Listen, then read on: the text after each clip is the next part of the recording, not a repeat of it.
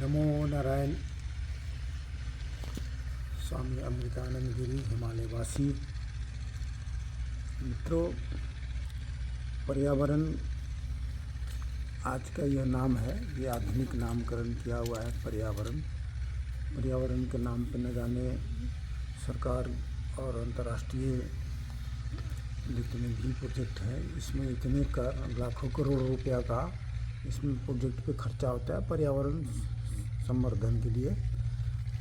और फिर उसके बाद पर्यावरण के नाम पे कोई बहुत ज़्यादा रिसर्च नहीं। हमारे भारतीय पद्धति में, भारतीय वैदिक और सनातनी पद्धति में पर्यावरण को प्रकृति कहा गया है। प्रकृति तो कई रूपों में उसकी मान्यता है। प्रकृति या देवी सर्वभूतेषु, सर्व भौतिक जगत में ये सारी प्रकृति जगत प्रकृति माँ है, मातृरूप। इसमें आ गया वृक्ष वनस्पति। तो हमारे यहाँ वृक्ष वनस्पतियों में सबसे ज़्यादा पूजा नदियों को होता है, और सबसे ज़्यादा पूजा हमारे वृक्ष वनस्पतियों को होता है, पहाड़ों को होता है, पर्वतों को होता है।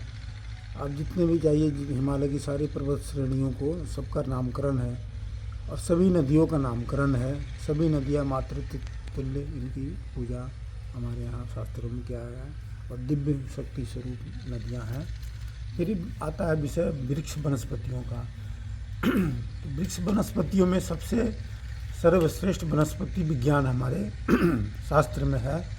27 नक्षत्र हैं, 27 नक्षत्रों के 27 वृक्ष हैं।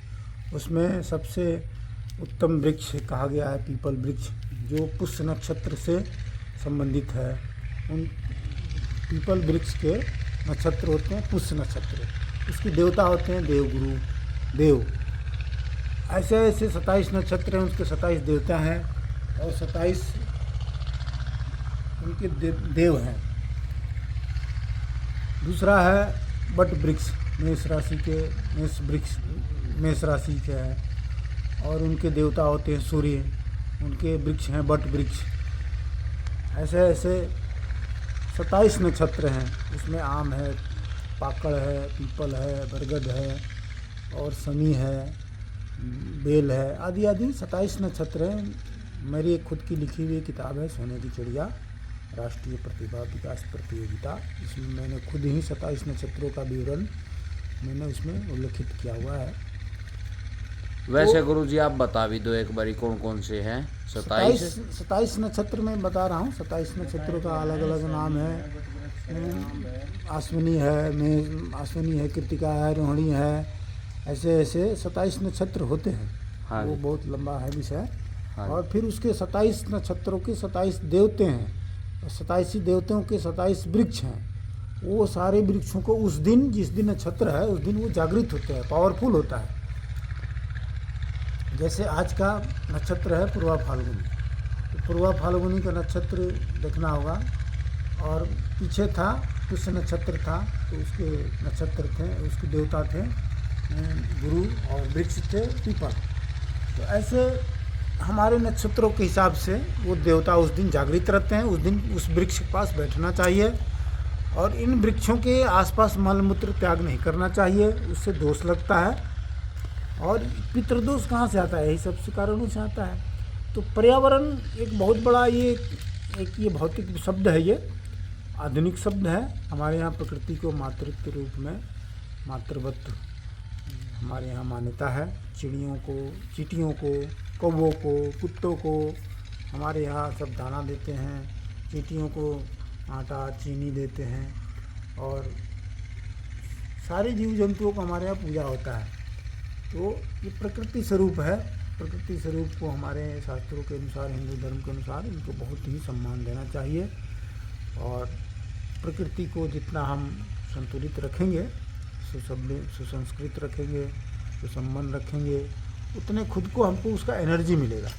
एनर्जी कैसे लेना चाहिए, इसमें हम आगे विषय बात करेंगे। एनर्जी का थ्योरी हमारा जो भारतीय साइंस है उस पर बहुत ज़्यादा चर्चा, शोध रिसर्च नहीं होता है। एक साइंटिस्ट था अल्बर्ट आइंस्टीन, जो थ्योरी ऑफ रिलेटिव का उसने जो थ्योरी दिया वो चर्चा का विषय हुआ है, बना हुआ है सारी दुनिया में, उसी पे शोध रिसर्च होता है। बाकी हमारे प्राचीन काल से इतने सारे ऋषियों ने इतने थ्योरी दिया, ग्रेविटी ऑफ रिलेटिव, तो ये सारी थ्योरी हैं प्राचीन काल से ग्रेविटेशन के नाम पे। इतनी हमारी यहाँ फार्मूला है, थ्योरी है कि आप खोजते रह जाएंगे और अंत नहीं मिलेगा। तो सारे ग्रेविटेशन पे है। ये जितने अध्यात्मवाद हैं वैदिक शास्त्र का, ये सब अपने आप में ग्रेविटेशन पे है।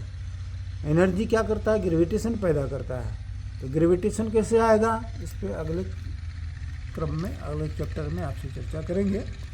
और सारा अध्यात्मवाद ग्रेविटेशन पे है। मनुष्य की जो व्यक्तित्व है वो ग्रेविटेशन पे है, निर्भर है। बिना ग्रेविटेशन के उसका कोई व्यक्तित्व नहीं होता है। तो ये अध्यात्मवाद का विज्ञान है। तो इस विज्ञान पे भारत में बहुत कम काम होता है।